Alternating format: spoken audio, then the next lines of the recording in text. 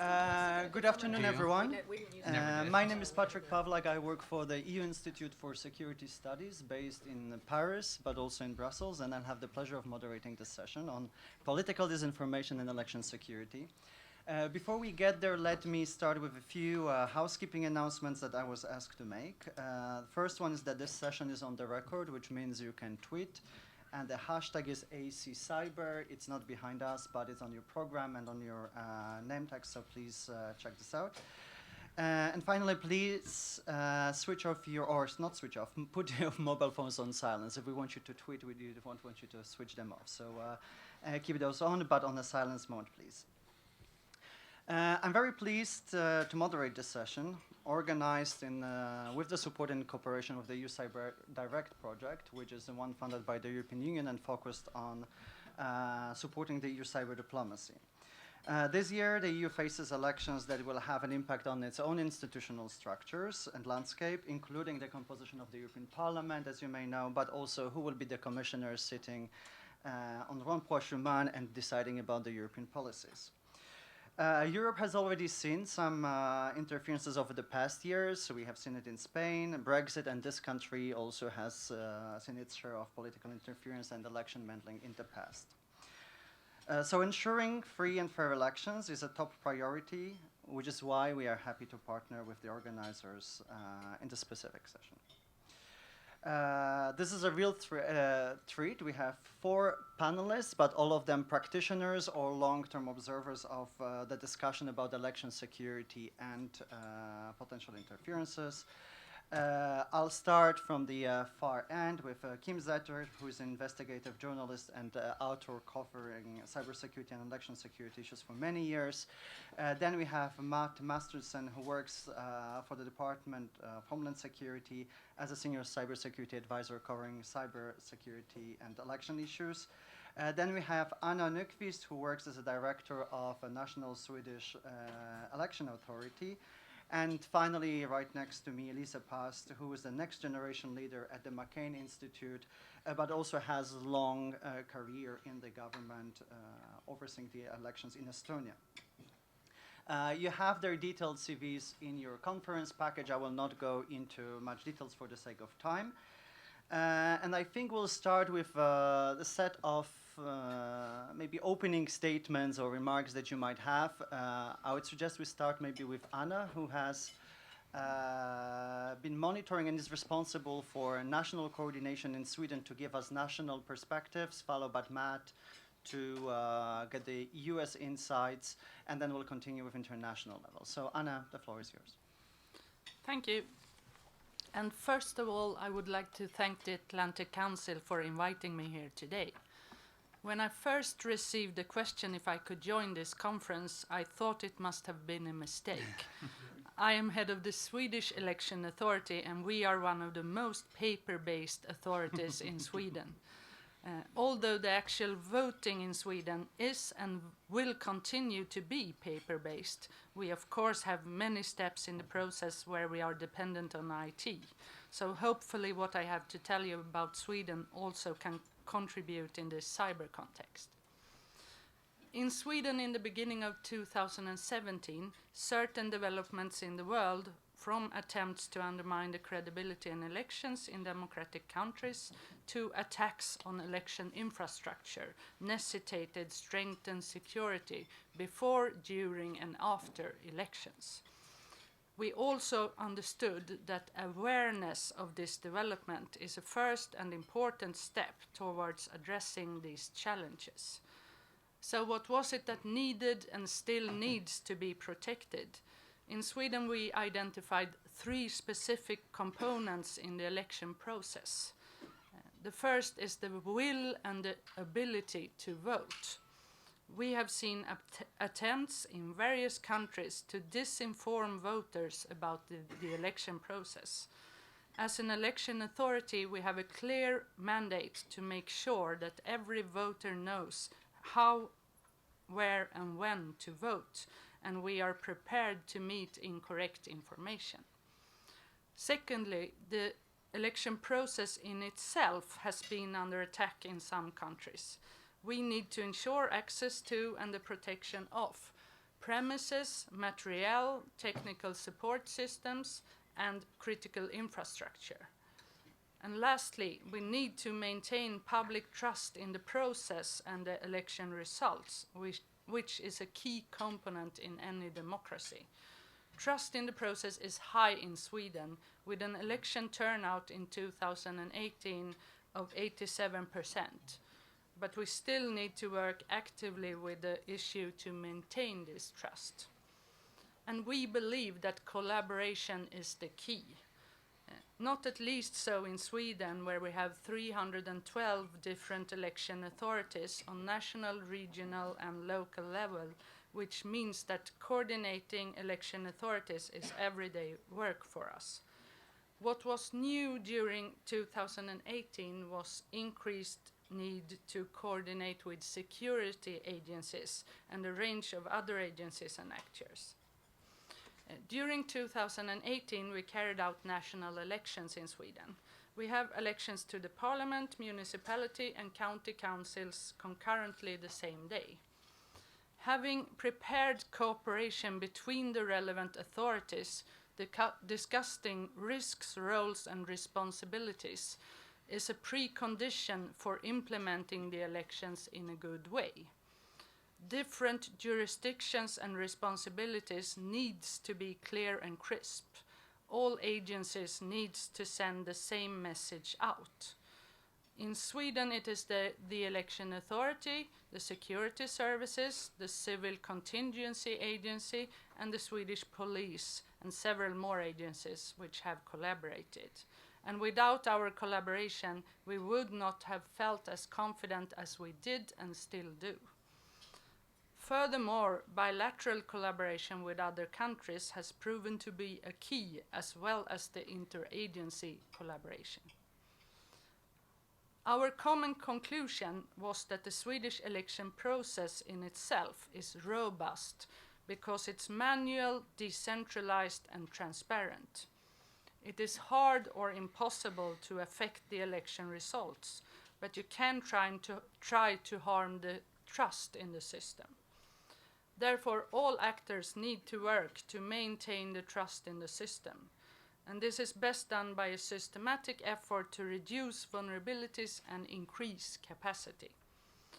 The focus on foreign powers has made Sweden much better prepared now than 2 years ago. We have educated the media via seminars and training sessions. We have educated election authorities, we have built national network with other authorities, and not at least, we have cooperated with the social media companies, and we have direct lines to both Facebook and Google.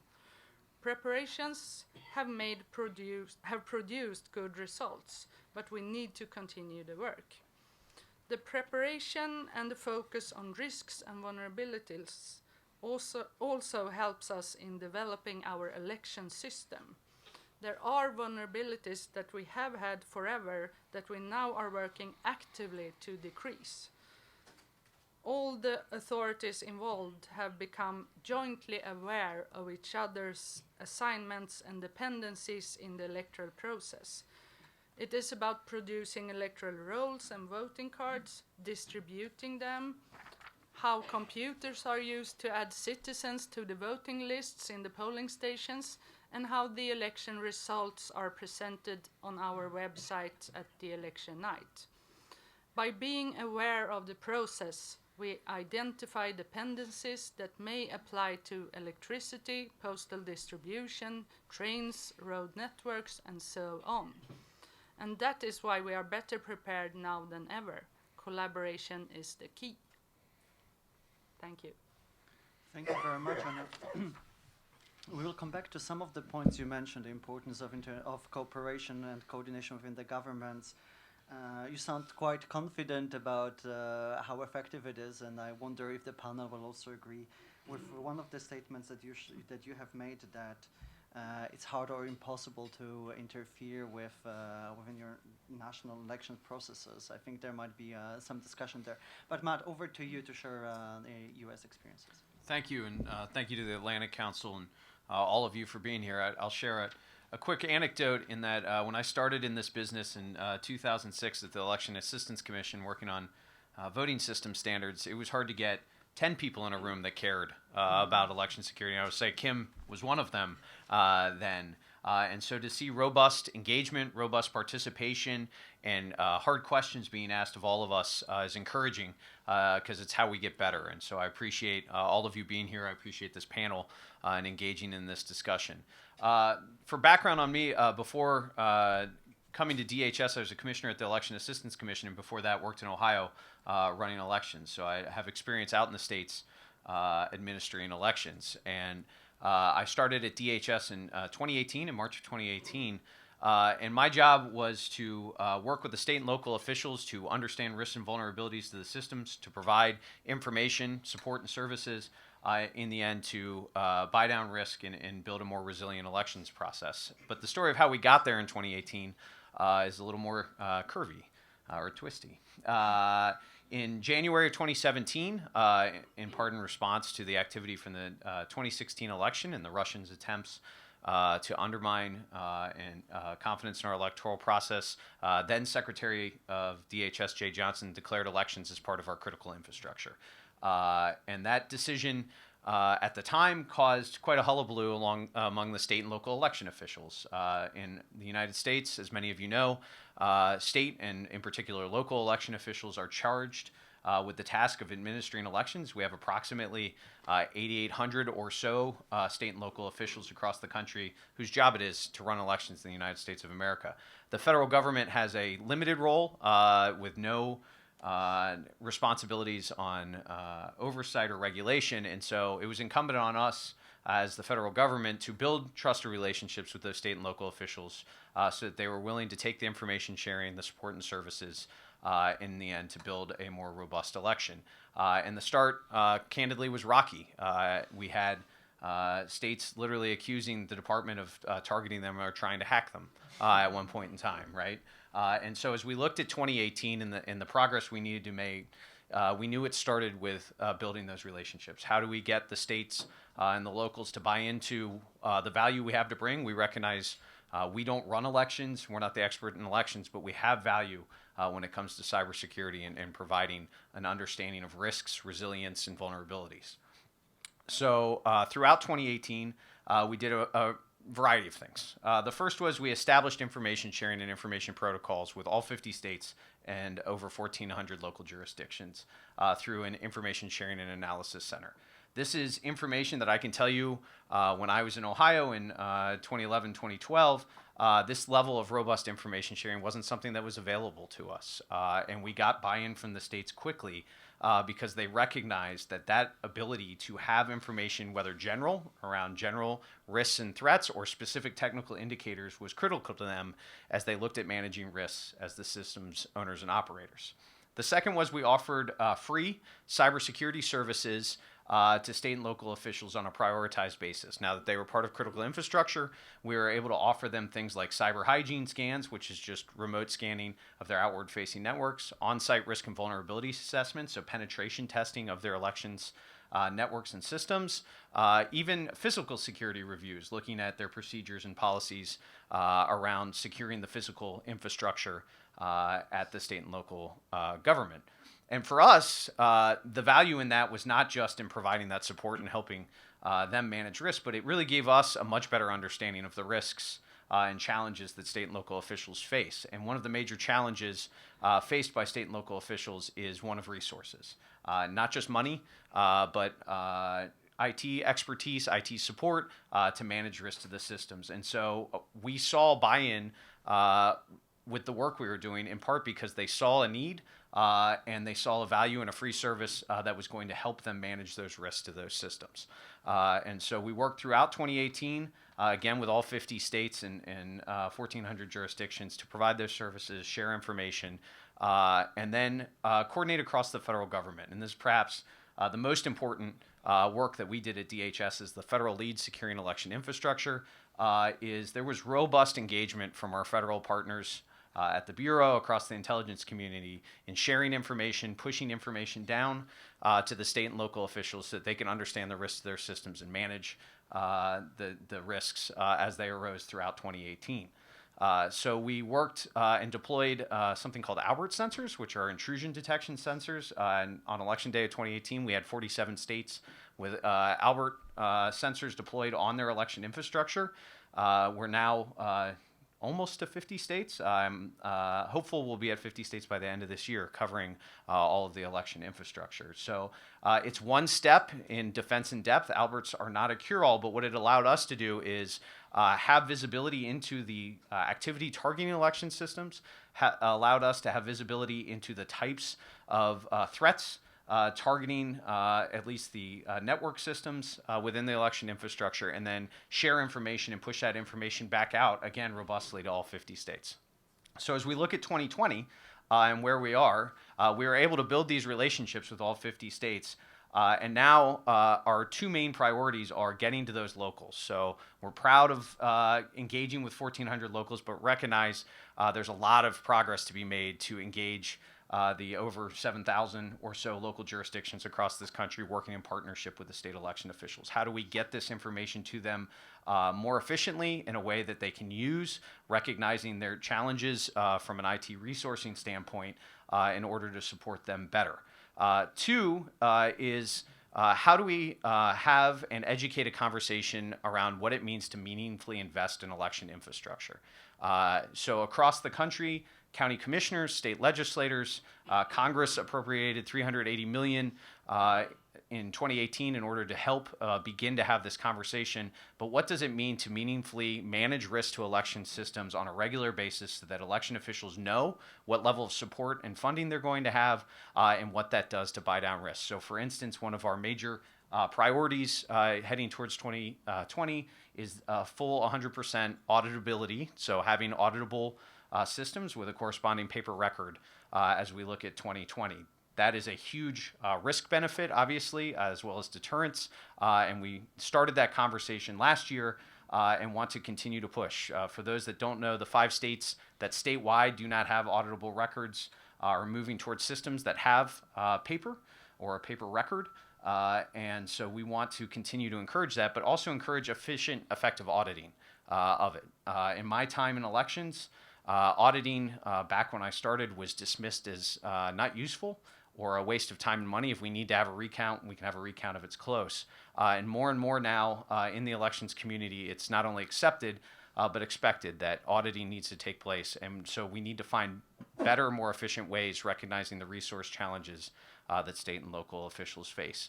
And then doing the basics at the county level. How do we encourage things like patch management, system upgrades off of outdated or unsupported operating systems in order to move forward and manage risk to those systems? And the only way that can be done is open discussions about risk with the state and local election officials and engaging in a conversation about meaningful investment, because they can know what changes that need to take place, but if they don't have the resources to do it, then it becomes increasingly more difficult for them to manage that risk. So those are two of the main priorities. I will say we're also working with the political parties. We recognize them as a vital part of this process. We've begun outreach to presidential campaigns just to let them know, here are the support and services we have. We're available to share information and provide incident response.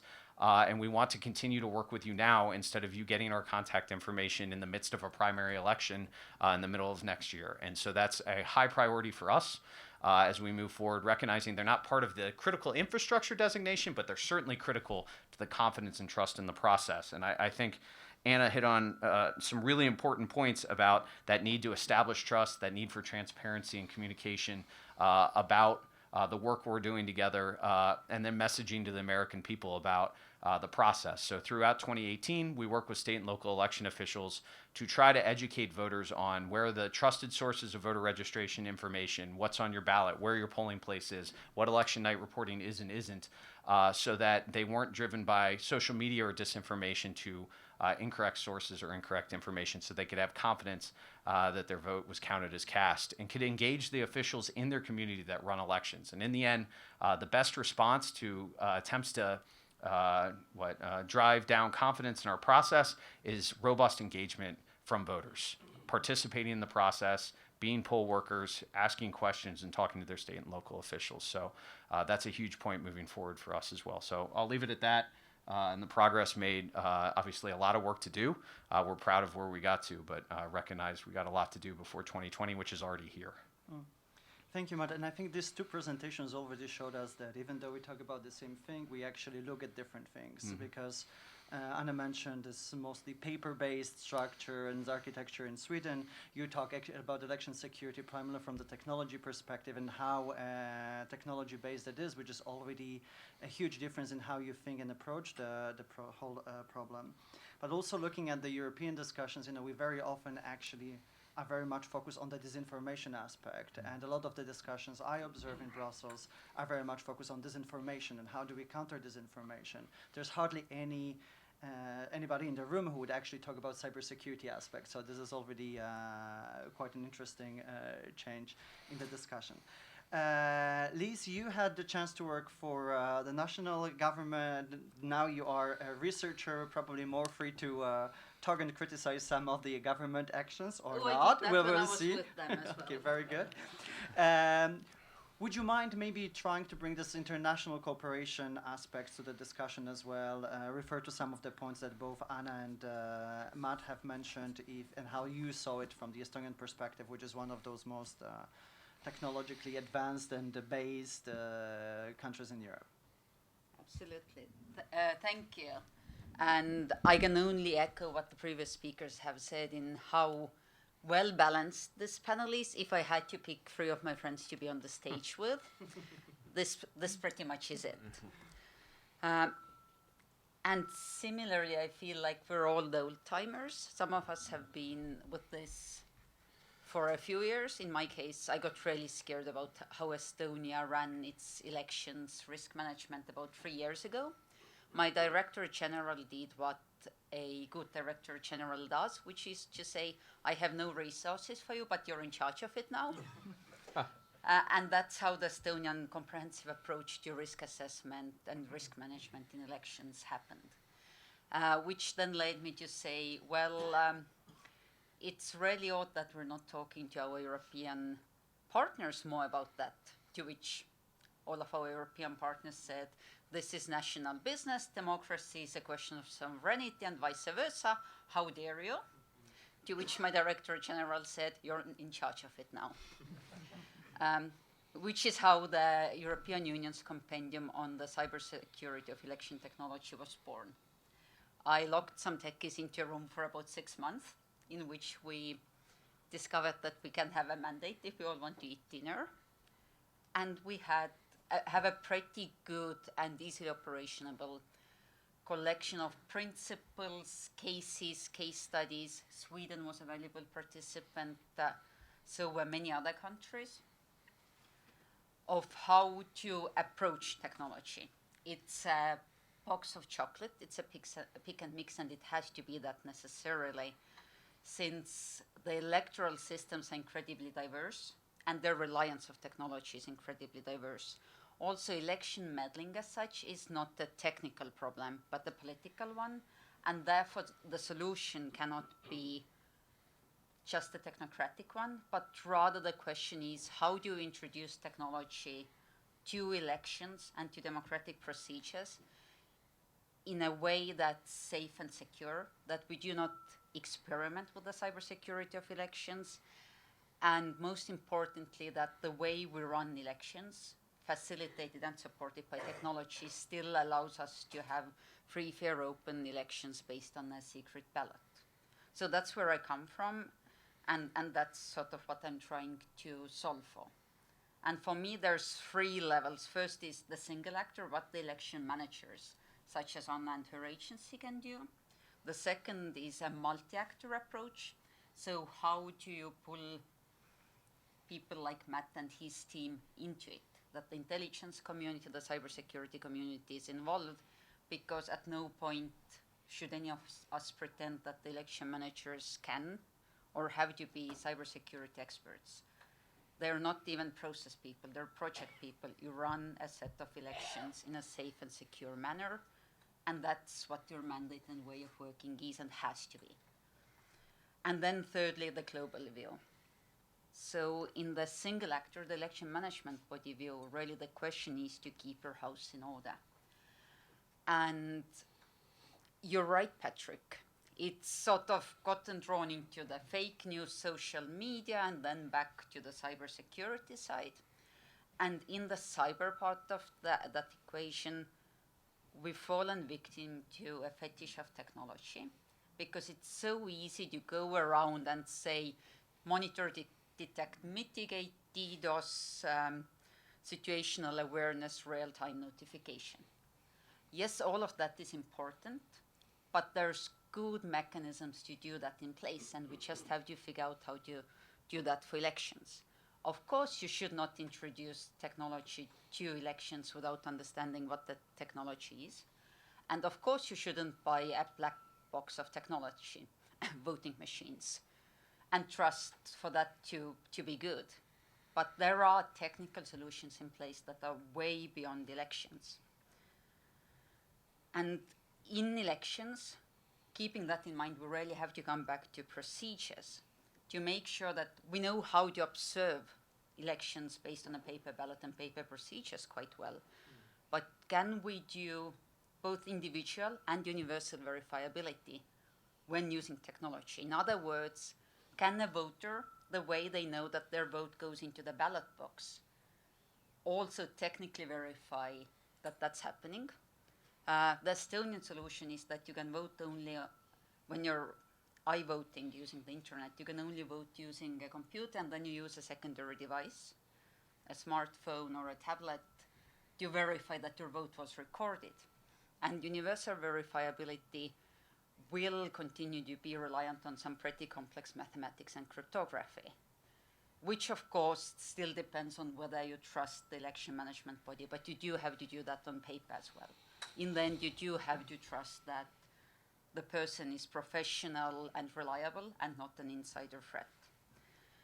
And inevitably, as a risk manager or someone who manages risks, I think in terms of nightmare scenarios, and my biggest nightmare scenario for election management bodies is that there's a strategic silence. We've not really seen a lot of malicious cyber activity against elections in the last year or so.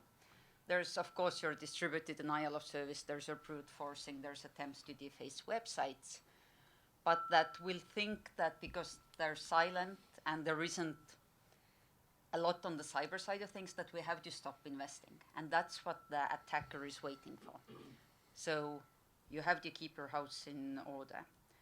On the multi-actor side, there's excellent examples. There's work that the DHS, the Election Decisions Commission, and also the Election Infrastructure Information Sharing and Analysis Center up in Albany are doing in this country, which is well beyond what we're doing in Europe in terms of operational information sharing in real time or close to real time.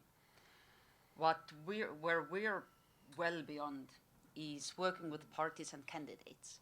The election hacks that we know of, that when you think about them, all have targeted parties and candidates.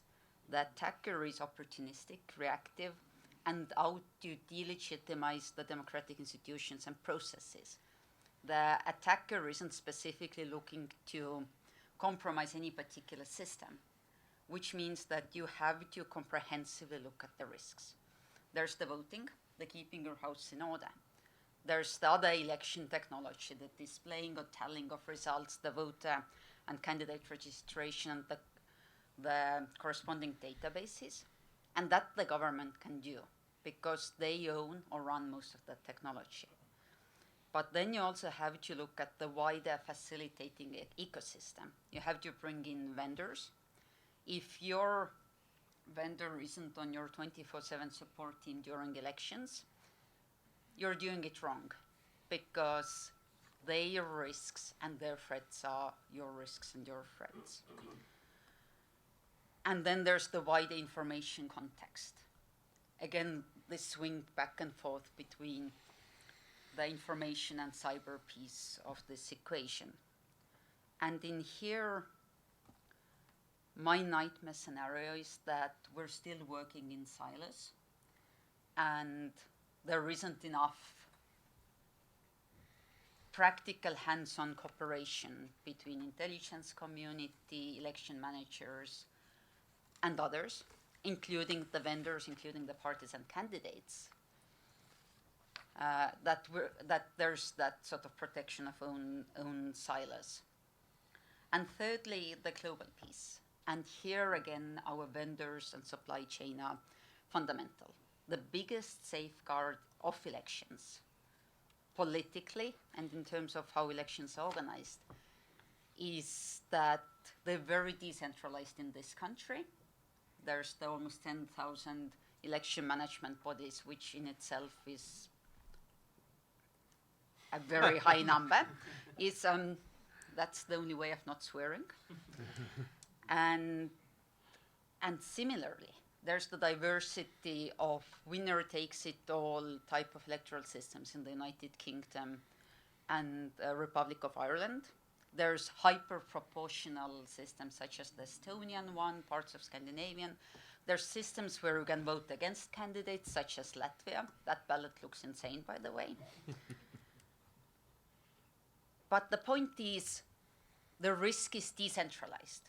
The risk doesn't go beyond a single election organizer. Now, with the introduction of global technologies, you re-centralize the risk of elections outside of the control of the government. So you re-centralize elections, and this is something that Kim is the premier author on. If you've not read everything she's written in the last years on elections, that's what you're doing tonight. But there's 3 major voting technology kiosk providers in this country. And you decentralize it to 10,000 bodies and then you re-centralize it outside of government to 3 bodies. That's insane. So we have to be better at working with supply chain and having a better understanding of not buying black boxes. And secondly, and my nightmare scenario here is that the European Union will make the same mistake, so again in 28 times last week of May, when within 5 days, is it? Or 4 days? 5 days, I think. 4 days. In 4 days, 28 countries go to vote. That we don't have a convincing mechanism in place where an election organizer or the cybersecurity agency can pick up the phone and say, hey, listen, I'm seeing this and this is working in defense. Or we're being hit by serious network probing. Are you seeing that as well, or is it random? And if we don't do that, we'll fall into the same ditch 28 times over. We don't have that in place properly within the EU yet.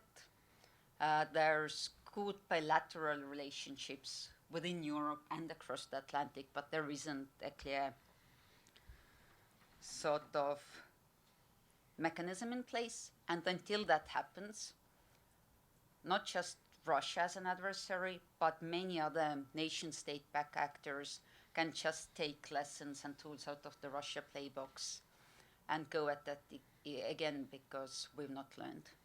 So with that optimism, back to you. Thank you, Liisa. Just to also add maybe to your remarks, what might happen on the in the mid-May when we have European elections, I think the European Union has recently adopted the Council conclusions that established a rapid alert system, and they also put in place this European election cooperation network. That platform so this went down because of brute forcing last week, so that's highly reliable. So that's just the policy process that has been put in place. We haven't seen how it works yet, right? So I think the European elections, as you say, might be the real test for this new mechanism that have been put in place. Now, Kim, you have been already mentioned several times. So what is your take on what we have already heard on this panel, but also what you have seen over the past years of your work on the election security that you consider we should be thinking of as we approach the topic on the European side or thinking about next US elections? So, excuse me, my focus is primarily on the U.S. I can't speak very much about other outside of the U.S. Their elections or monitoring. But I think that we all owe the Russians some gratitude because as Matt said a while ago, there wouldn't be anyone in this room. I started covering election security in 2003. And we are, in 2016, we found ourselves in exactly the same spot we were in 2003. That's how little progress, despite all of the information that was available about vulnerabilities with the voting machines and with the elections offices, the needle moved nowhere. The most we got, we actually did get some states, California was leading, that banned paperless voting machines. They were sort of at the forefront of that, and then other states realized that that was a necessity as well, although there are still some stalwart states that are holding out. But the problem with moving to a paper-backed system, however, is that the paper means nothing if you don't look at it. And even though we have many states that have mandatory audits in their laws, the audits are not robust, and they're almost non-audits. So, for instance, in California, you have a 1% mandatory audit, but it's 1% of votes. It's 1% of precincts randomly chosen. So at the end of the election, you pick a certain percentage of precincts and you do a manual audit of those votes in those precincts, rather than across the board of a county 1% of votes. So if something hasn't gone wrong in those particular precincts that you've chosen, those 1% of precincts, you're not going to catch anything. I think that the designation of critical infrastructure was important, and it's really remarkable that elections weren't under that prior. We have 16 sectors in the U.S. of critical infrastructure, including motion picture associations. Sony was considered critical infrastructure. And when you imagine that Sony was considered critical infrastructure and our election systems and election infrastructure was not, it's really remarkable that it took until the 2016 sort of debacle that we actually redesignated that. So the introduction of DHS into this process, I think, has been crucial, and that there hasn't been a body until now that actually understands security. NIST has been involved in helping to create standards and testing, but their role in it has been really handicapped in many ways.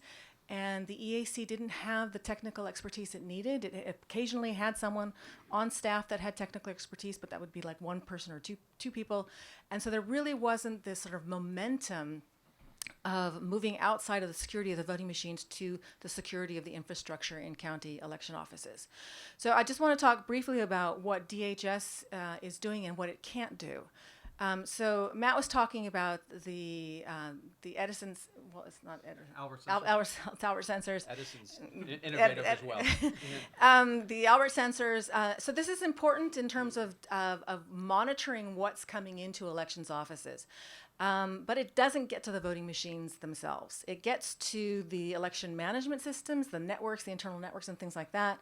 And sometimes those systems are used to program the voting machines. So it's not that it's unimportant. It is important to get at those centralized systems. But if we're talking about the voting machines themselves, DHS is hands off so far on the voting machines in a robust way. So when we had the post discussions around 2016, everyone, election officials, DHS, federal government, everyone was saying that no one had altered votes, right? We all heard that yeah, there was some influence, there was some attempts to get into systems, but that no votes had ever been altered. And that has to be said with the caveat that no one ever looked. We don't do forensic examinations of voting systems. We don't do forensic examinations. We haven't done forensic examinations of county networks, election infrastructure networks. So no one really knows what happened in 2016. No one really knows what has happened since 2003. 2 decades of elections being used with these insecure machines. There's been no monitoring at all, no attention focused on that at all. And when we do have situations where there are let's say questionable events that happen in elections, there's no follow-up, right? We all, in this country, we want to move on after elections. We get tired of the lengthy campaign process, right? And when the election happens, we all want to just move on. And when candidates or when other people try to draw attention to anomalies that have happened in elections, they're called sore losers, or it's political. And we don't have any kind of sort of independent system set up that forces us actually to evaluate things that go wrong in elections. So we can do all of this other activity of monitoring, of securing systems, of using a checkbox, of making sure that everything is not connected to the internet and all that. But if we don't have any kind of will post-election to actually examine things and look into things, then all of that other stuff doesn't really matter. And I just want to point out also that everything that DHS does now is from the present going forward, right? No one knows what's already in those systems. 2 decades that those systems have been open, not just to the Russians, but to rogue insiders, to other nation state actors, to criminal hackers, whatever. Those systems have been wide open. And we don't know what's already sitting on those systems and has been sitting on those systems for decades. And no one is looking. So I just want to, I think that's the wrap-up that I wanted to get at. We can go after some individual points beyond that, but I think I'll leave it there. Okay, great. Thank you very much, Kim. So we would like to make this session as interactive as possible, so we'll open very shortly for questions and answers. If I could see who in the room is already interested, has any questions, so that I know how much. Okay, there are 2 gentlemen over. Okay, well, yeah. Okay, why don't we move right away, and then we can go back to some of the questions and points that you have already made. So why don't we start with you? And please introduce yourself so that we know who is on the other side. Thank you. Hi, Joe Marks from the Washington Post. Matt, you mentioned that you had been reaching out to the campaigns. Can you talk a little bit more about that? And when DHS reached out to the states in 2016, there was a long growing process. Have you experienced that with the campaigns, or is it better? And then last thing, the DNC and Kirsten Gillibrand in the last day or two have both made pledges about not using hacked materials in their campaigns. Have you talked at all with the campaigns about that as a deterrence measure? Let me take maybe one more question, and then we'll go Sure. to the gentleman over there. Does that mean I get to choose which? I know you'll have to. Well, if both are for you, you'll have to answer both. But I would also like to bring to on this question as a follow-up. Maybe there was this element of working with the parties. If Liisa and Anna, you could bring the European dimension, because what really worries me in the European context is exactly that European parties are not part of that conversation, and it's this human element that's really the weakest link for the moment. But there was a gentleman over there who had a question, please, at the same table. Hi, my name is Les Chasen. Just a citizen. Concerned citizen. And my question is a little bit different. And it's not about voting systems. A lot of our focus seems to be on voting systems. But a lot of our problem with disinformation seems to be coming from the fact that we have no knowledge of who's sending the message. It's unauthenticated.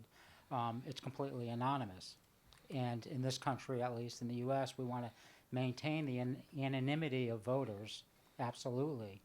But what if there was a way, and I think there is, of allowing voters to at least be able to prove that they are legitimate citizens, legitimate voters, but also maintain their anonymity.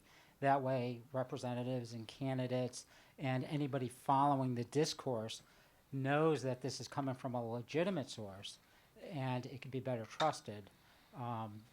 Yes, just like some thoughts on that concept. That's it.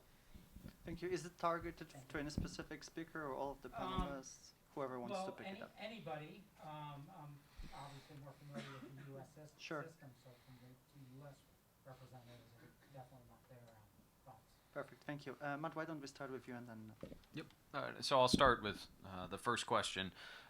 Generally, we found, throughout 2016, we worked with RNC and DNC campaign committees to build relationships, to make sure they knew we were there for services, information sharing. They were really good partners. In fact, on election day, they were in the room with us in the operations center sharing information. No, 2018, sorry. What did I say? Oh, sorry, 2018. I wasn't at DHS in 2016. I was at DAC. Thank you. So in 2018, our natural jumping off point was starting with them to help us make introductions and reach out to the campaigns. And they have been really good about facilitating that and saying, look, we worked with them throughout 2018, and so we have found them to be open, one, to just the introductions and getting on the call, which is a really important starting point, and then interested in information sharing, taking advantage of services. They're just getting up and running, many of them, and so we've distributed our campaign checklist, the FBI's Protected Voices information, the Belfer Center campaign security information to get them started, and then we'll continue to do follow-up as we go, working with our partners at the FBI, but we haven't had anyone decline to have a call with us or not be excited about the resources we're offering or the support or services. And so I'm optimistic as we move forward. Look, they, I think, realize the risk and vulnerability that's there and their need to secure their systems. We haven't had any conversations that suggest people aren't taking this seriously and see the real risk that lies there. So I think we'll build off that momentum and continue to have those conversations as we build towards the primaries and then throughout 2020. So that is not, our focus was on the infrastructure, securing the infrastructure. It wasn't a conversation we had. Okay. Anybody else wants to pick up the two questions that were raised? Okay. I'm a little confused about the second question because you started off talking about disinformation and how we don't know the identity of the people engaging in disinformation, and then you talked about anonymity of voters. We don't have anonymity of voters now. We have anonymity of votes and ballots. So you need the privacy of the ballot, but voters do identify themselves when they come to the polls. You're either registered or you're not, and so you have that eligibility. We don't want to marry the voter to the votes ever, so I'm not really sure what. My focus was on long before you actually get to the actual vote, the discourse that's going on. I'm a citizen and I'm trying to convey digitally an opinion, but you don't know that I'm a legitimate person. I could be from Russia. I could be a bot. My discourse to my candidates is unauthentic. He doesn't know that I'm real. And so how could the disinformation part of the problem be improved if he knew my candidates or my representatives knew I was a legitimate constituent? So, I mean, if the disinformation is being done on social media, then you're talking about getting rid of anonymity for social media. Is that what you're suggesting? I'm suggesting it could be done while preserving anonymity. Okay. Would that improve the disinformation problem? Well, first of all, I don't know what the mechanism would be for doing that, for proving someone's identity, but also maintaining anonymity. And that's probably a deeper discussion to have somewhere else. But just assume it could be done. I don't know that I want to get into that theoretical realm. I mean, I have opinions about the focus that we're doing on disinformation and social media, but we can get into that separately. So I don't know if anyone else wants to pick up that. Yeah, and Liisa, do you want to go back to the political parties bit? And when we look at what's happening in the wilderness on the anonymity piece, definitely the biggest issue we've seen in the last maybe 3 years is that the citizen has the right to know who's whispering in their ear, pretending to be a political player or other citizen. And really, I've not seen a lot of issues with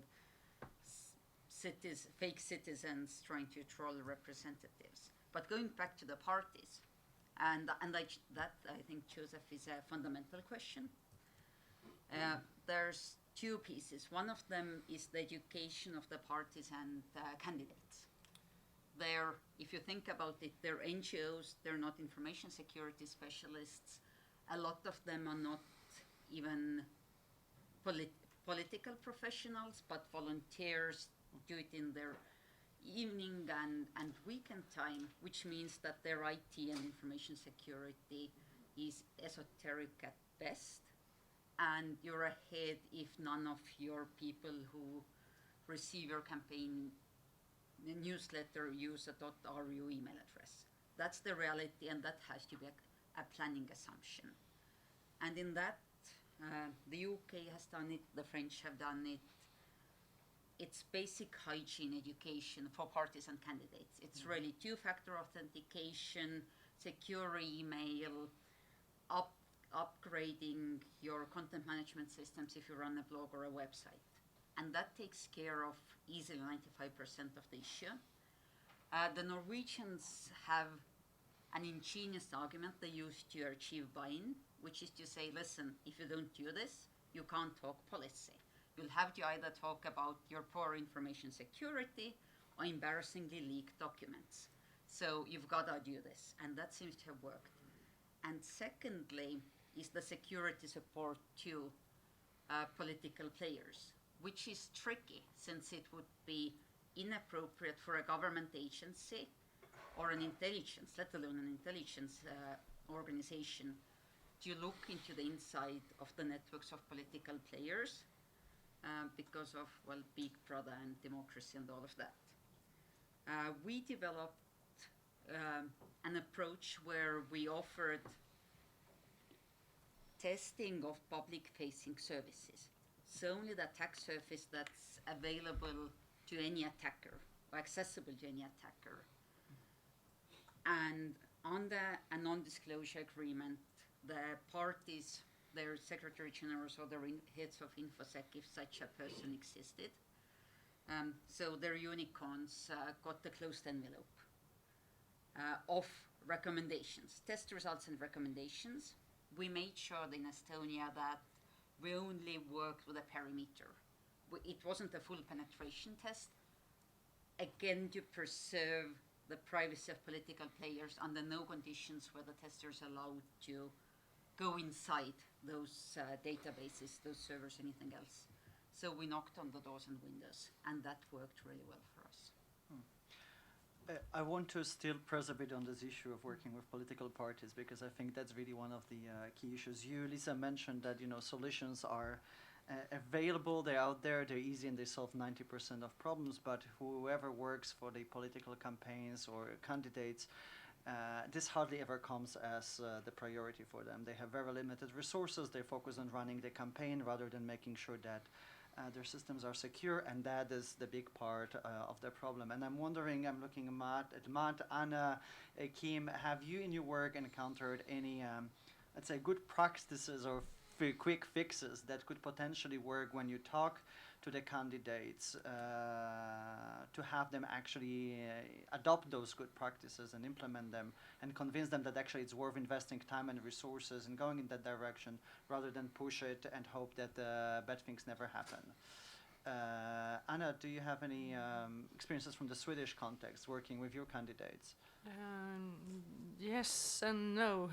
I think it's a difficult question, and we have very different systems and different. In Sweden, we have had, for instance, in our last national election in 2018, we had 79 parties participated.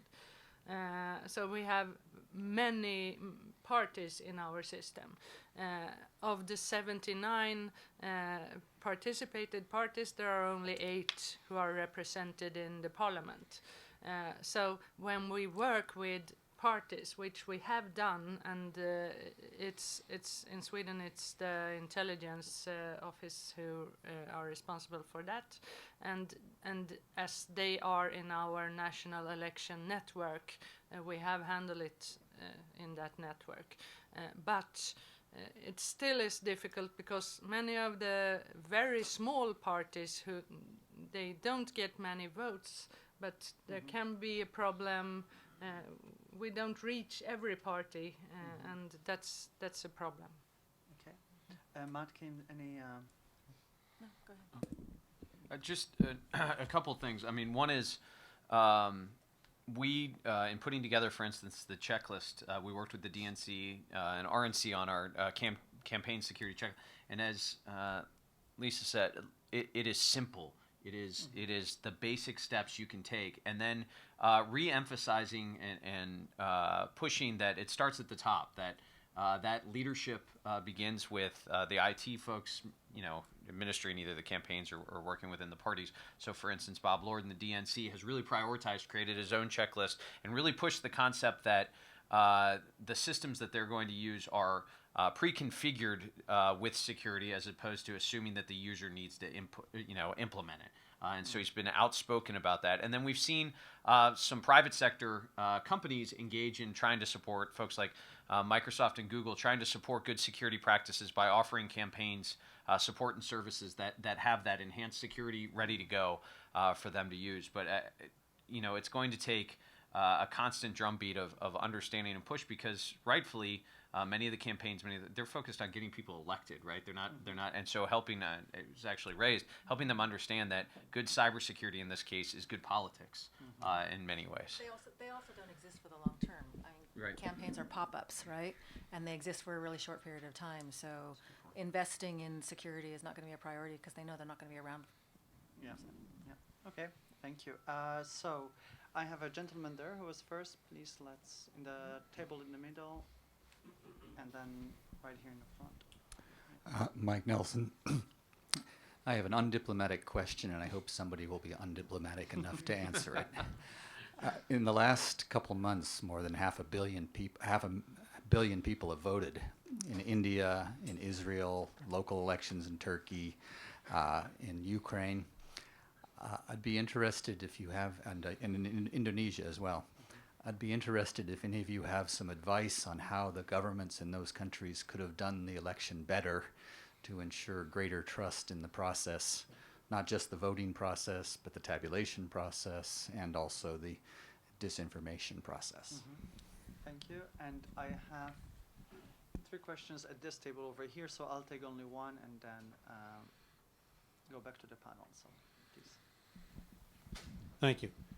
I'm Sam Visner with MITRE. I'm the director of the National Cybersecurity Federally Funded Research and Development Center. A good deal of discussion, I think we've heard about voting systems and also the issue of the provenance of information, social media. I haven't heard quite as much about voter registration systems, and I'd be grateful to get a perspective, both a U.S. perspective and a European perspective, on the status of securing voter registration systems, which I think are critical to ensuring the integrity and confidence of an election. So I'll stop at that point, and thank you for letting me ask a question. Thank you. So let's start with the undiplomatic question and the one linked to the voter registration system. Who wants to pick it up? Liisa? I'm afraid I might give an undiplomatic answer first. Out of all of the countries you mentioned, I know obviously Ukraine the best. And it seems like that other than about a week of aggressive and presumably coordinated attacks, mostly DDoS, on their Central Election Commission, mostly and other government agencies, it was reasonably quiet. Now, if you think of the adversarial strategy, if you have a comedian running for president as the front runner, you might not need to do a lot else to delegitimize the process. And that illustrates how the adversary seems to be thinking. In Ukraine, the undiplomatic part of my response is that as the first step, the West has to stop assuming that our elections are any more legitimate and we're any better at security than these countries, most of which have built up their election security from the scratch in the last 10 years, and most of which have built up their democratic institutions from the scratch in the last 20 or 30 years, which means there isn't a legacy of 150 years of mistakes. So that's my undiplomatic part of the response, but very, very frank. And the one thing that I can see, those places that have really had to figure out security from nothing now need to improve next is the cooperation piece. I think Swedish is the prime example of where to learn. It's not just Anna's agency, but also the task force model under the civil contingency agency that pulls together the information security, information warfare, and other pieces, as if it was a civil crisis. So that sort of making sure that those reasonably well-equipped and reasonably modern thinking parts cooperate. And on the voter registration, that's a great example of legacy being an issue. the way Estonia does it is that because we have a digital population registry and we operate on a once only principle with all the data. So we only give it once to the government, and the government tends to record it in only one place with a robust data exchange layer in between. It's easy. The population registry with your legal registered address is fixed 30 days before elections, because where your legal residence is 30 days before elections is where you vote. 14 days before elections, we lift that from the population registry to avoid having a real-time dependency on an outside service. And about 7 days before elections, it goes into the election information system. 14 days before, because that's 7 days before we start to pre-vote. By 2021, we should have a real-time system where we don't have paper voter lists on election day, but it's rather a digital version of it with a paper backup. But that's, again, legacy versus had to figure it out in the last 20 years or so. Anna, voter registration in Sweden, how big of a problem is that? It's not a problem at all, because we have automatic registration of the electoral roll, so you don't have to register. Okay. Yeah. And if I can answer but as an election authority, I am diplomatic. But I would like to stress 3 things, though, as we already been into. And the first is awareness of the problems and the risks. And the second is cooperation, as I already mentioned several times. Cooperation between different, to carry out an election is a complex logistic chain consisting of many different things. And for 10 years ago in Sweden, we didn't cooperate as much as we do now. We didn't think about electricity during an election or delivery of the mails and the posts, and there are many parts of the election process which need to work together. And thirdly, as mentioned during the discussion, and which I think is important, is how we can get continuity in the election process. Because as Kim mentioned, when we have carried out an election, everyone would like to move on, and there is no interest anymore. More now than a couple of years ago, and that's good. But we would, in Sweden, we need to continue to build capacity and competence, and we cannot work with that only each 4th year or each 2nd year or whatever timeline we have in carrying out elections.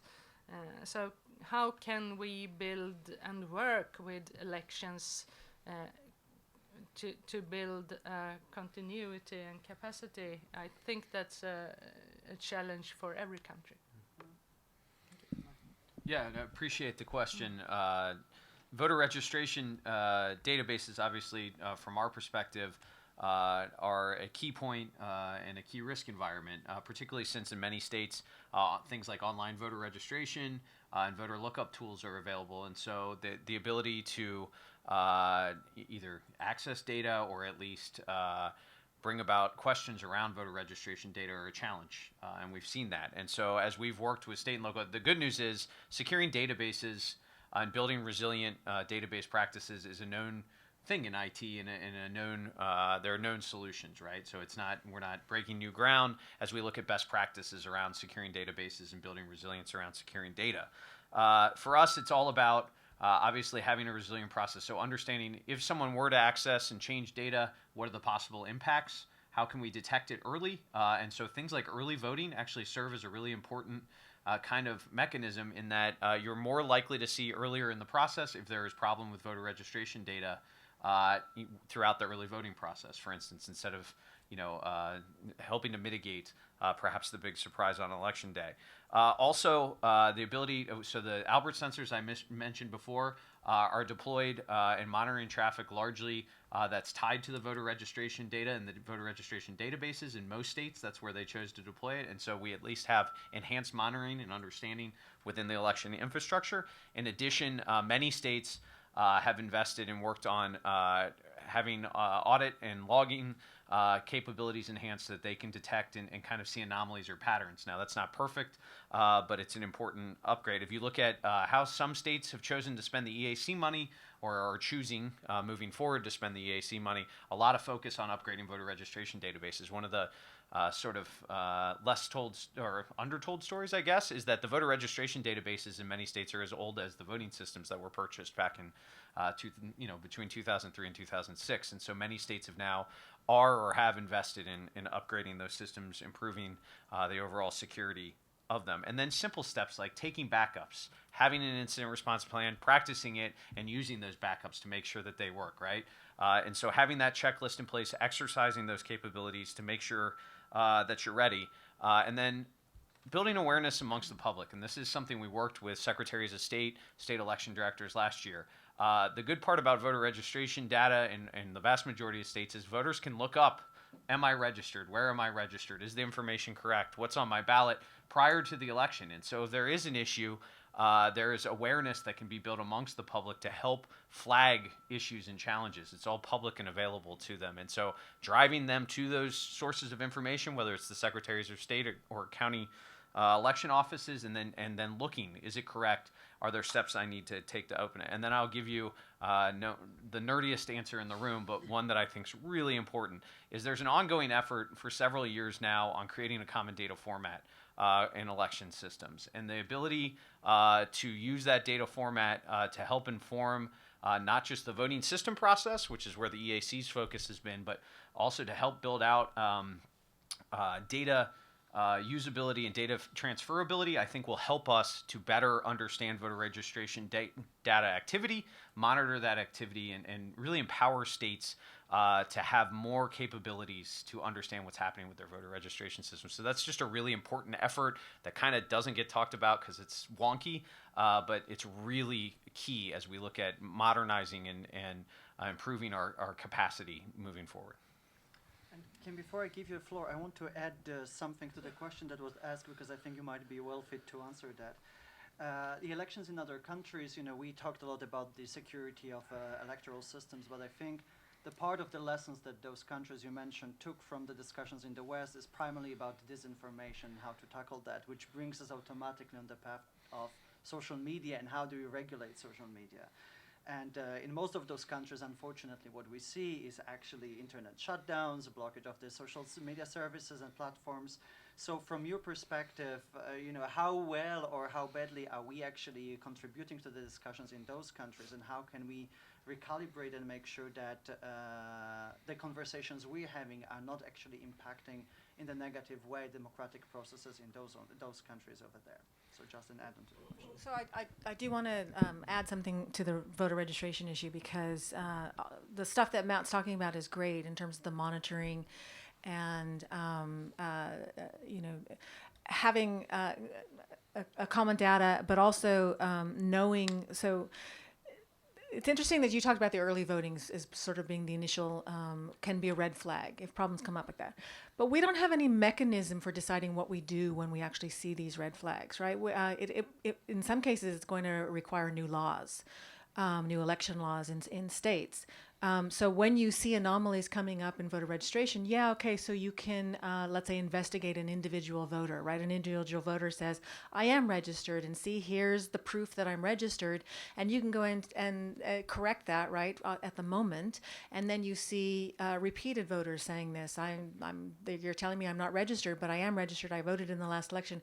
And so you can address those things on an individual basis, but what is the mechanism? We don't have a mechanism actually in place for actually taking that data that's coming in, actually seeing the pattern of voters saying there's a problem with my registration, and then what's the resolution of that. And especially when you're in a rush period, early voting the periods don't last that long.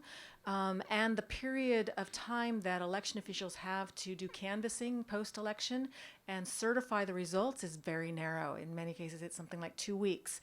So we've really put election officials at this disadvantage because we've, over the years, piled more and more responsibility onto them. And now with all of the security stuff, we're tripling that stuff that they need to be paying attention to.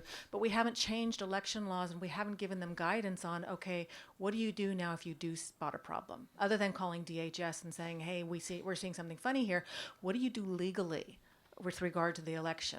And what do you do if you spot it in early voting? What does that mean for the rest of the voting period and election day? Do you halt an election day? And we don't have those answers because we haven't been in those situations yet. But we really actually need to establish that now.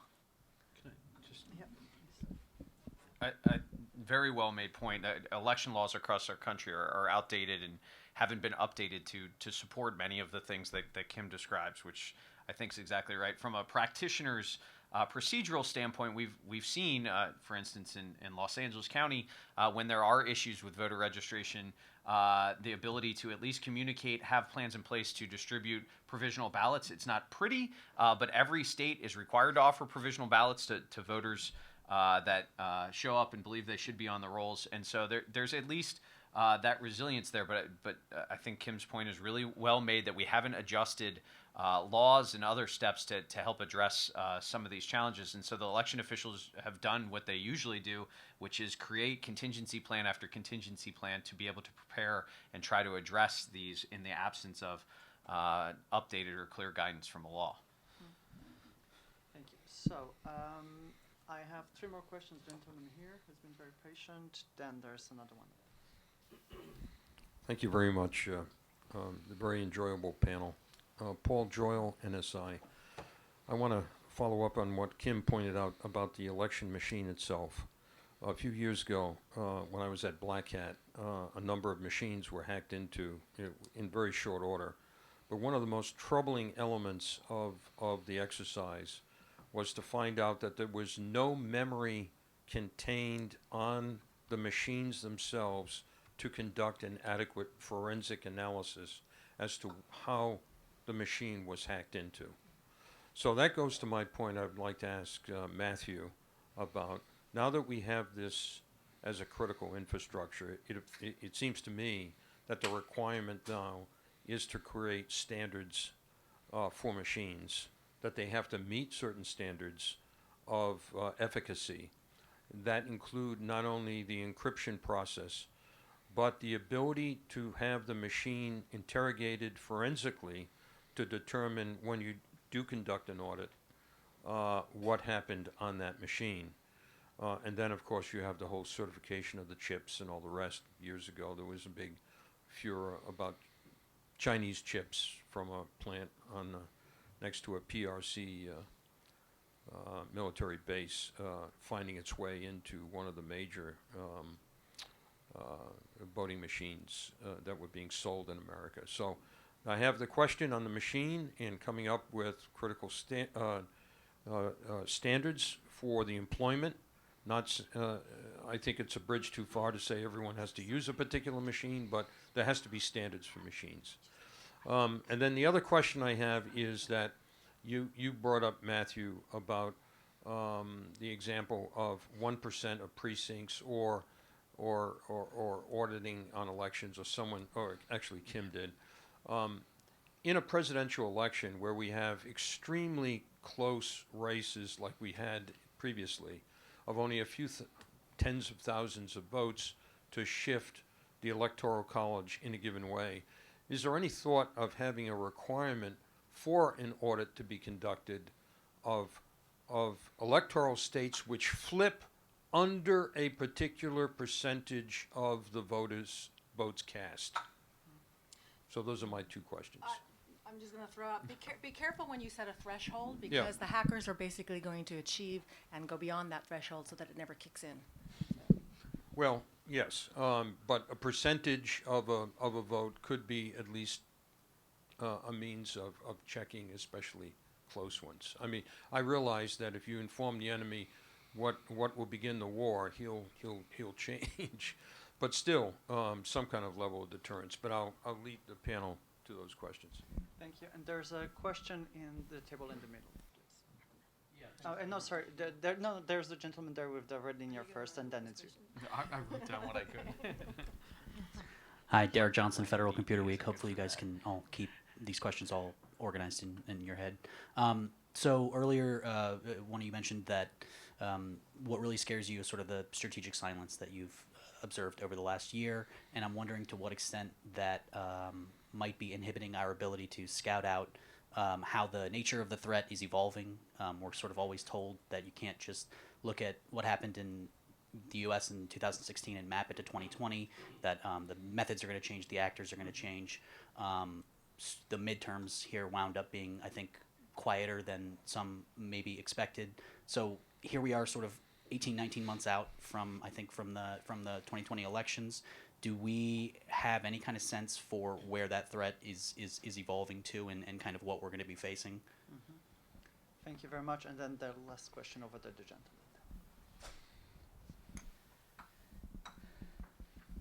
Well, thanks very much. It's been a great discussion of election hacking and computer database hacking. But I just want to come back on the social media disinformation, which is the other major prong of the known Russian activities. Is there anybody here that knows who in the United States government has the lead on that? Figuring out what's going on and what to do about it? Do you? I don't personally have the lead. I know you don't, but who does? Yeah. Okay, perfect. So, who wants to start? Matt, Kim, and later. Yeah, please go ahead. So I'll address some of your questions around the machine standards. Really excellent question. So a couple things. So the Election Assistance Commission tests and certifies voting machines to a set of requirements. And those requirements are publicly available. The test results are available. Those requirements are currently being updated and under review. And so one of the first things I tell you is go review both the higher level guidelines that they're working on, but there are literally public working groups that they're working on to develop the standards. And one of the conversations I could tell you around the higher level guidelines and then the underlying requirements is around this concept of logging and forensics and the need for that. One of the largest areas of improvements from the initial set of HAVA systems, so the systems purchased that were largely built in the late 1990s and purchased in early 2000s versus some of the newer systems that are deployed now, is the logging requirements in the 2005 VVSG improve upon, but I think there's room for growth on that. So the requirement in the VVSG now is something to the effect of, and I won't remember the exact requirement, it must log all events, but the challenge there is it may log all the events. Are those logs readily available? So the other part of that requirement is that those logs must be readily available, and that has been a challenge for the industry with some of the older systems. And so I would look to see improvements, large improvements in that area as industries working to address that. But it also speaks to a guideline that's in the draft version of the VVSG that's up for comment now that's critical, and that is the concept of software independence, that ability to both verify and audit the election regardless of if there are seen or unforeseen changes, so that ability to audit and verify the election. And that's currently in VVSG 2.0, and that's critical because then even if we're conducting the forensics, which is appropriate and needing to get the background, we still have that ability to show voters that votes were counted as cast. And that gets to your question around auditing. The area I am most optimistic about is the improvement on our ability to audit the election. There are some state laws that hinder that challenge there, but the systems more and more are going to be expected to support auditing, not just any auditing, but robust statistical auditing that will provide public transparency and confidence to that. And so we've seen states like Colorado, New Mexico has a form of that already in their statute. States like Rhode Island, New Jersey, even as they haven't moved to auditable systems, has begun to look at these risk-limiting audits. And so I'm really optimistic because good, efficient auditing isn't just like a new concept for elections. It's something that exists in our society, certainly in IT practice. So it's something we know and can get our brains around as important to do. And so I'm really optimistic that we're going to continually improve and find better ways in a very resource tight environment. Election officials don't have a lot of time, money, and people, right? That we can find efficient ways to audit, and there are some really smart people working with election officials on this. Folks like Ron Rivest and Philip Stark in the on the ground with election officials, finding better ways to audit, and that's really encouraging to me as we look at that need to give confidence to the voters. So. And then to your question, sir, on disinformation, so that the Federal Bureau of Investigation is the federal lead on countering foreign influence and disinformation. DHS and the Intelligence Committee serve in a supporting role. Our big effort or role this year into next is going to be focused on educating and building resilience in the American public, doing outreach to voters through groups and constituencies and secretaries of state and governors, whoever we can find to partner with, libraries, to be able to reach out to Americans and help them understand how they're being targeted, what disinformation looks like, and how they can begin to kind of combat it. But that's something that, frankly, many European countries are doing really good work on, that we're going to steal or borrow their practices from as we look at ways to really engage the American people in educating not on the content of social media, but how to identify that disinformation and understand how they're being targeted. I mean, the EU versus disinformation has done some really good work around this that I think we can take and use as we begin that outreach to the American people.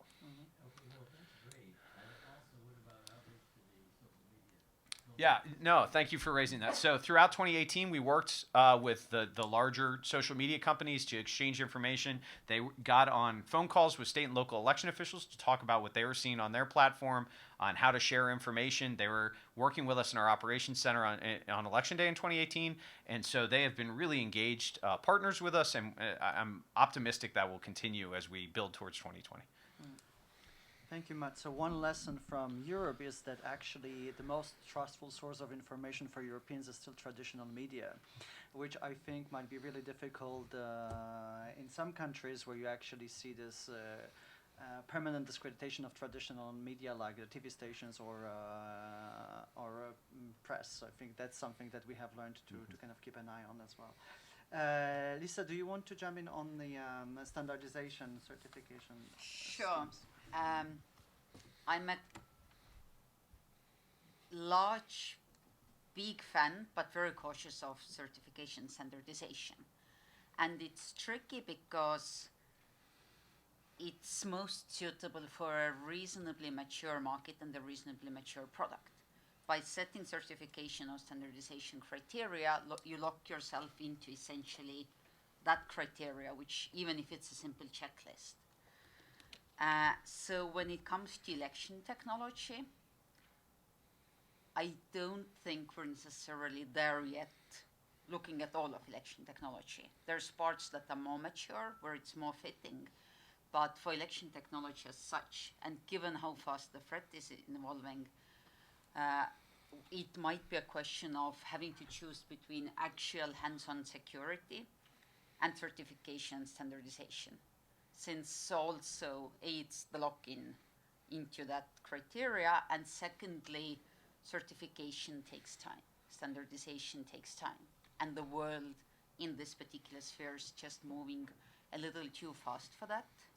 So that's on the first piece, and then you asked about strategic silence, which I mentioned earlier. It really illustrates the adversarial activity, which is that they're throwing spaghetti at all walls, and cyber's one wall, misinformation, disinformation, social media is another wall. We're having to assume that using proxies and what the Soviet tradition called useful idiots is another wall, and I'm afraid that behind us there might also be an element of blackmail and personal manipulation.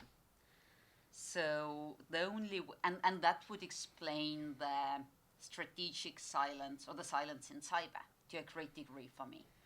The information space, as the gentleman in the corner mentioned, is just so wide open, and it's cheap and it's easier simply for the adversary right now. So the trick for election managers, and it's not just election managers, I think in the end it's the government office or the prime minister's office, or in this country the White House, possibly with the help of DHS, is to how to come up with a risk management model that clearly has the same degree of flexibility as the adversarial tactic has. And that can be the only answer, really, because spaghetti will continue to be thrown at the walls, and the adversary will continue going in the direction of the sticky spaghetti. And we have to be able to make sure that we know how to clean those walls in every direction. Thank you, Liisa. So we only have a few minutes left. Is it a short question? Yes. Okay. Briefly, and then we'll have to take Yes, question from Matthew. Last year it was announced that West Virginia was going to use a blockchain-based mobile app for voting. Do you have any commentary on this, and are you aware of such technology being used in other jurisdictions? So one is, I'm sure Kim has some thoughts on this. Feel free. You want to go first? I won't be diplomatic. Yeah. Yes, I'm aware. We've talked to West Virginia about that. Generally speaking, DHS has been pretty open about the challenges and impossibilities in many cases of securing mobile voting, at least in the United States, with the resources and approach that we have. They piloted it in West Virginia. We've had conversations with West Virginia about some of the challenges and concerns. But let me also offer this as someone that has taken a call from a father, mother, brother of a deployed military voter that can't get their ballot. As an election official that's taken that call, and frankly, not just military, but just overseas citizen, it is one of the hardest challenges to figure out how to both get them the ballot and get it back. And I think what you see West Virginia trying to do in that case is solve that problem, or at least try to solve that problem, where it is incredibly difficult. And if you look at the numbers of particularly deployed military voters, it's the rate at which they struggle to return ballots on time is high, and so I think you see election offices trying to find innovative ways to do that. But the security around mobile voting, it is the security community's been clear and I think unanimous that it's impossible to secure at this time. Kim, do you have a quick, not diplomatic reaction? No, I think that, he said it perfectly. I understand that tension between election officials needing to, what's driving this is, of course, is the military and overseas voters. And I understand that tension, that need to get those ballots there. Delivering the ballots seems to be fine as long as you can verify that the ballot that they received is the legitimate ballot. Returning a ballot electronically, I just don't understand how anyone could actually support that. And I think that it comes down to election laws again. That if you don't have the time frame that you need in order to get ballots delivered, and if you don't have the processes in place in order to get the ballots delivered and returned, because oftentimes what we find is we're not just talking about voters overseas not getting the ballots in time. We're talking about absentee voters within the county who don't receive their ballots on time. So I'm really reluctant to listen to arguments where it says, well, it's overseas voters and those military people are driving this, when really election officials have trouble delivering absentee ballots to the person next door in time as well. So just quickly, not disagree, but if you look at the data from the UOCAVA surveys, that the disenfranchisement rate is high, that challenge. And so if you look at it from a risk assessment point of view, right, that the election officials are trying to address a risk that they see from numbers is real, right? Where folks aren't able to have their vote counted despite, at least electronically receiving it. And so they're I think, challenged in that risk analysis to try to find inventive ways. And some states have found other ways, extending deadlines and whatnot, to try to allow those to count. But having sat in that position, those challenges are very real, and it's difficult when folks have gotten a ballot and they're just not able to get it back in time. Okay, so we're about to close, but if I can abuse my privilege as the chair, I would like to go back to the question of where is the threat evolving. So Liisa has already given her tip. I would like to start maybe with Kim, each of you about 10-20 seconds in a few words, where do you think the threat is evolving and what we should be looking into so that in 10-15 years we're not living for this oops moment again? I mean, does it have to evolve any further than it already is? The threat is pretty high as we are. Perfect. Matt, any... Yeah, I mean, I think we view the threat as constant and real against our election infrastructure. I spend a lot of time thinking through that undermining confidence and ways that we can kind of build that resilience, because the reality is you don't actually even have to touch a system to push a narrative that undermines confidence in the elections process.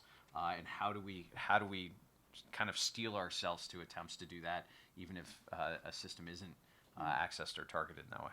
Great, thank you. And Anna? Repeating again, or seeing elections as a critical infrastructure and raising awareness and cooperate between authorities. Great. And Liisa, you could repeat your...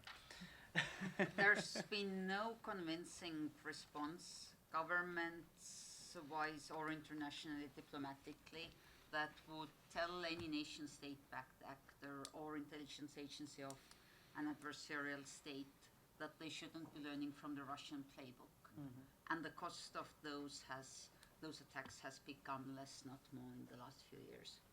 Great. So thank you very much for participating. Thank you to our audience. I have a few announcements to make. The next session will be at the Listener Auditorium. Please return as soon as you can.